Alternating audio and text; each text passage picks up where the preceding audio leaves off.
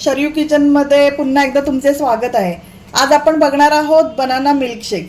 चला तर आपण बघूया बनाना मिल्कशेक बनवूया। हे बघा मी 1 ग्लास तापून चांगलं थंड केलेलं दूध घेतलंय, 2 केळी घेतलेत त्याच्यासाठी, अर्धी वाटी साखर घेतले आणि हे मिक्स सगळे ड्रायफ्रूट घेतलेत आणि हे आईस क्यूब आहेत, आणखीन हे व्हॅनिला एसेन्स घेतलंय। तर चला आता आपण पहिलं सगळ्यात आधी मिक्सरच्या भांड्यात मी हे 1 ग्लास दूध घालणार आहे, त्याच्यानंतर ही चॉप करून केळी घालणार आहे। आपण हे ड्रायफ्रूट सगळे टाकूया,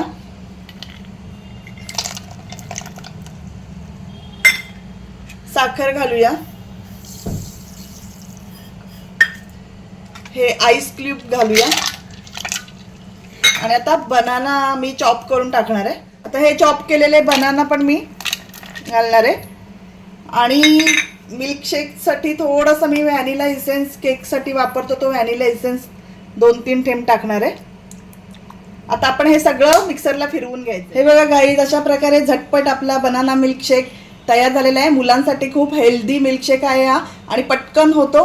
तुम्ही पण करून पहा। Thanks for watching.